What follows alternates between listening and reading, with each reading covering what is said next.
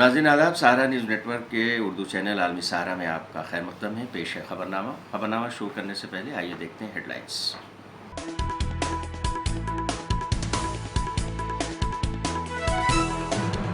Congress leader Arvinder Singh Lovely समेत 4 और रहनुमा मरकजी वजीर हरदीप सिंह पुरी की मौजूदगी में बीजेपी में हुए शामिल। पीएम मोदी झारखंड के इंतखाबी दौरे पर कहा, हमने स्लीपर सेल का किया खात्मा, लेकिन इंडी गठबंधन वाले कहते हैं मोदी के खिलाफ जिहाद। आचार्य प्रमोद कृष्णन ने कांग्रेस के बंटवारे के दिए इशारे, कहा 4 जून के बाद कांग्रेस के होंगे 2 हिस्से। हज कमेटी ऑफ इंडिया की तरफ से जारी हज फ्लाइट शेड्यूल के मुताबिक आज़मीर हज की परवाज 9 मई को देर रात 2:20 से होगी शुरू। इंडोनेशिया में सैलाब के सबब तबाही, रेस्क्यू का अमल जारी, 14 अफराद की हो चुकी है मौत।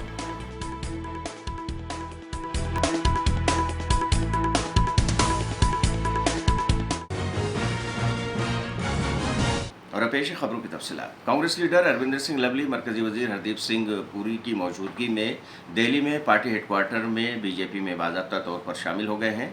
अरविंदर सिंह लवली ने 28 अप्रैल को दिल्ली कांग्रेस के सदर के ओहदे से इस्तीफा दे दिया था। कांग्रेस के साबिक एमएलए राज कुमार चौहान, नसीब सिंह, नीरज वसूलिया और यूथ कांग्रेस के साबिक सदर अमित मलिक दिल्ली में पार्टी हेडक्वार्टर में बीजेपी में शामिल हो गए। देश के प्रधानमंत्री नरेंद्र मोदी जी का, राष्ट्रीय अध्यक्ष नड्डा जी का और देश के गृह मंत्री अमित शाह जी का दिल की गहराइयों से धन्यवाद करना चाहता हूं कि उन्होंने मुझे और तमाम हमारे इन साथियों को एक अवसर दिया है। उस समय जब हम खुद सब लोग खोए खोए घूम रहे थे, उस मौके पे हमको अवसर दिया है कि हम इस राष्ट्र के निर्माण में और दिल्ली के लोगों की लड़ाई जो है वो भारतीय जनता पार्टी के बैनर में और आदरणीय प्रधानमंत्री जी के नेतृत्व में भारतीय जनता पार्टी जैसी सशक्त पार्टी में हम लोग जो है सब मिलकर कार्य कर सकें और इस लड़ाई को जो है वो आगे ले जाएं। हम आज 5 वरिष्ठ साथी जरूर जो है हम लोग शामिल हुए, लेकिन बहुत बड़ा लंबा काफिला है जो मजबूती के साथ चाहता है कि इस देश में जो है एक सशक्त सरकार बने और दिल्ली में जिस तरीके का माहौल पिछले 7-8 सालों में हुआ है, उस माहौल से दिल्ली के लोगों को छुटकारा पाने के लिए हमसे जो योगदान बनेगा वो हम भारतीय जनता पार्टी में शामिल होकर प्रधानमंत्री जी के नेतृत्व में निश्चित तौर पे उस योगदान में जो कुछ हमसे बन पाएगा हम लोग करेंगे। गुजरात के बनासकांठा में कांग्रेस की लीडर प्रियंका गांधी ने एक इंतखाबी जलसे में कहा है कि वो मेरे भाई को शहजादा बोलते हैं। मैं उन्हें ये बताना चाहती हूँ कि कैसे ये शहजादा आपके मसाइल सुनने के लिए कन्याकुमारी से कश्मीर तक 4000 किलोमीटर पैदल चला है। दूसरी तरफ आपके शहंशाह नरेंद्र मोदी हैं जो एक महल में रहते हैं। क्या आपने उसे टेलीविज़न पर देखा है? उसके चेहरे पर गर्द दिखाई नहीं देती। वो आपके मसाइल कैसे समझ सकता है? वो मेरे भाई को शहजादा बोलते हैं। मैं उनको बताना चाहती हूं, ये शहजादे 4000 किलोमीटर पैदल चले हैं। कन्याकुमारी से कश्मीर तक आपकी समस्याओं को सुनने के लिए चले हैं। मेरी बहनों से मिले हैं, मेरे भाइयों से मिले हैं, किसानों से मिले हैं, मजदूरों से मिले हैं और सबसे प्यार से मिलकर पूछा है कि तुम्हारे दिल में क्या मुश्किलें हैं, तुम्हारे जीवन में क्या समस्याएं हैं, उनको हम हल कैसे कर सकते हैं। और एक तरफ आपके शहंशाह नरेंद्र मोदी जी महलों में रहते हैं। आपने कभी टीवी पे उनका चेहरा देखा है? एकदम साफ सुथरा सफेद कुर्ता, एक दाग नहीं है धूल का, एक बाल इधर से उधर नहीं हो रहा है। वो कैसे समझ पाएंगे आपकी मजदूरी, आपकी खेती? कैसे समझ पाएंगे? कैसे समझ पाएंगे कि आप किस दलदल में धंसे हुए हो? कांग्रेस के साबिक लीडर आचार्य प्रमोद कृष्णम ने राहुल गांधी पर तनकीद की है। उन्होंने कहा है कि राहुल गांधी को जो पलायन वाली पॉलिसी है उनकी, उन्होंने अमेठी को छोड़ा और उसके बाद पूरे मुल्क के कांग्रेस के कारकुनान का हौसला एक तरह से पस्त हो गया है। प्रियंका गांधी के इलेक्शन न लड़ने से धीरे धीरे कांग्रेस लीडरान और कारकुनान में नाराजगी है, जो 4 जून के बाद फटेगी। मुल्क की आज़ादी के बाद कांग्रेस 2 हिस्सों में बढ़ जाएगी। एक धड़ा होगा राहुल गांधी का और दूसरा हिस्सा होगा, यानी दूसरा ग्रुप होगा प्रियंका गांधी का। देखिए, राहुल गांधी की जो पलायनवादी नीति है, जिस तरह से उन्होंने अमेठी को छोड़ा है, उसके बाद पूरे देश के कांग्रेस के कार्यकर्ताओं का मनोबल गिर गया है। और प्रियंका गांधी जी का चुनाव ना लड़ना धीरे धीरे कांग्रेस के कार्यकर्ताओं और कांग्रेस के बहुत नेताओं के दिल में एक ज्वालामुखी धधक रहा है, जो 4 जून के बाद फटेगा। और देश की आजादी के बाद कांग्रेस का एक और विभाजन होना सुनिश्चित है। 4 जून के बाद कांग्रेस 2 धड़ों में बढ़ जाएगी। एक धड़ा होगा राहुल गांधी का, एक धड़ा होगा प्रियंका गांधी जी का। कांग्रेस राहुल, कांग्रेस प्रियंका। राहुल गांधी के 2 सीटों से लोकसभा इलेक्शन लड़ने पर कांग्रेस के जनरल सेक्रेटरी के.सी. वेणुगोपाल ने कहा है कि अटल बिहारी वाजपेयी ने 3 सीटों से इलेक्शन लड़ा था। पीएम मोदी ने 2 सीटों से इलेक्शन लड़ा। यह पार्टी का फैसला है। एआईसीसी ने यह फैसला लिया है कि राहुल गांधी को रायबरेली से भी इलेक्शन लड़ना चाहिए। राहुल गांधी ने कांग्रेस पार्टी के फैसले का एहतराम किया है। Vajpayee contested 3 parliament seats. Modi contested 2 parliament seats. That point of time, this type of question, this is party decision. Rahul party in AICC is decided that Rahul Gandhi has to contest Raebareli also. That is Congress party's decision. As a disciplined soldier of Congress party, he abides the decision of Congress party. That is what happened.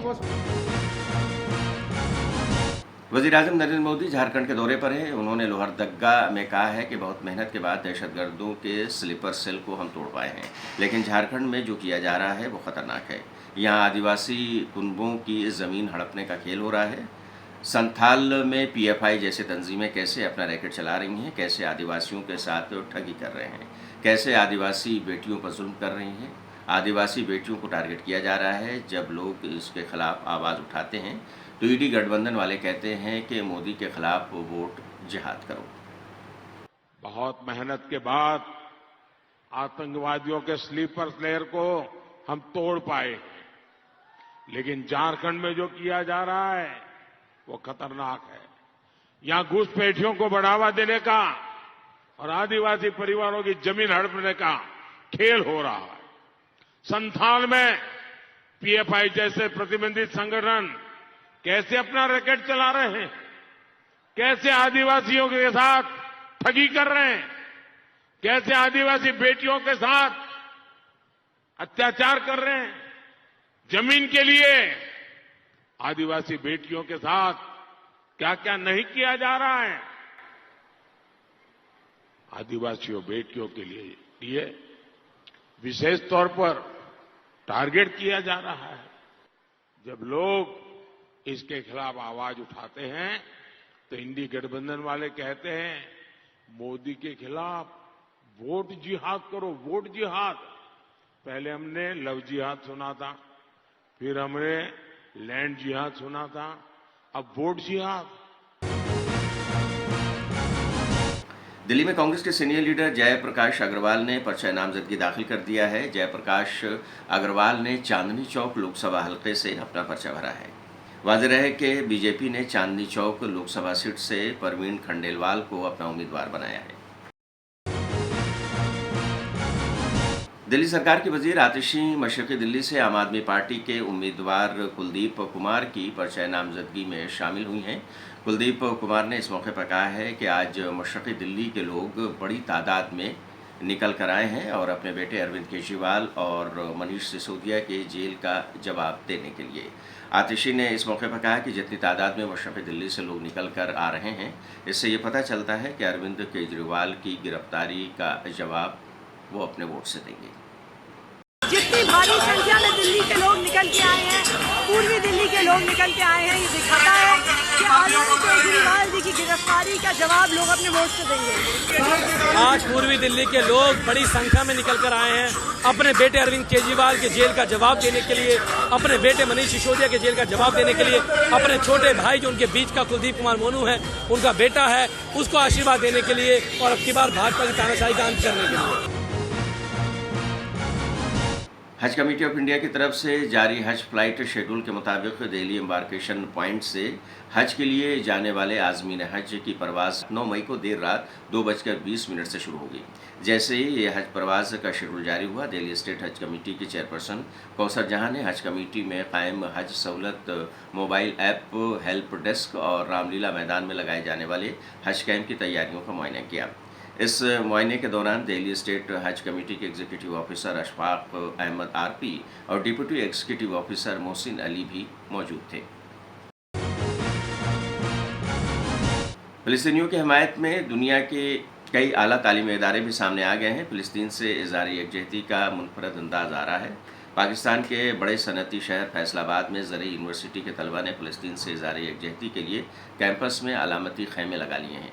गज़ा बस्ती के उन्वान से लगे खैमों में तलबा व तालिबात ने गज़ा के मुतासरीन की मुश्किलात को उजागर किया है। खैमा बस्ती में गैर मुल्की तलबा ने भी शिरकत की है। वाज़ेह है कि अमरीकी यूनिवर्सिटियों के तलबा भी फ़लस्तीनियों के तईं इज़हार यकजहती कर रहे हैं। मगरबी अवाम की जानिब से फ़लस्तीनियों और गज़ा से इज़हार यकजहती के लिए तख्लीक़ाती ख़यालात सामने आ रहे हैं।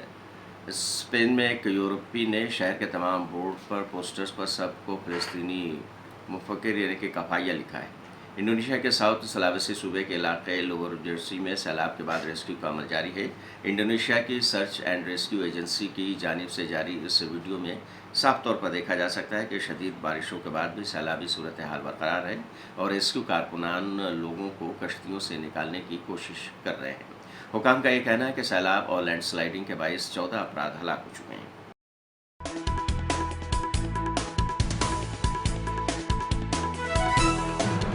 कांग्रेस लीडर अरविंदर सिंह लवली समेत 4 और रहनुमा मरकजी वजीर हरदीप सिंह पुरी की मौजूदगी में बीजेपी में हुए शामिल।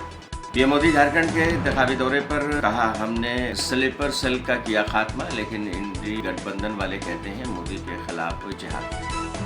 आचार्य प्रमोद कृष्णन ने कांग्रेस के बंटवारे के दिए इशारे, कहा 4 जून के बाद कांग्रेस के होंगे 2 हिस्से।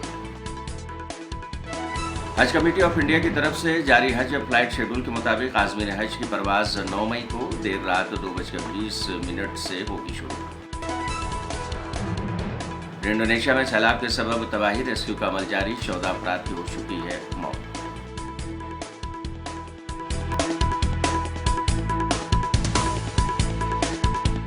तो आज के खबरनामे में बस इतना ही। दीजिए इजाजत, लेकिन आप देखते रहिए 24 घंटे के उर्दू न्यूज़ चैनल आलमी सहारा।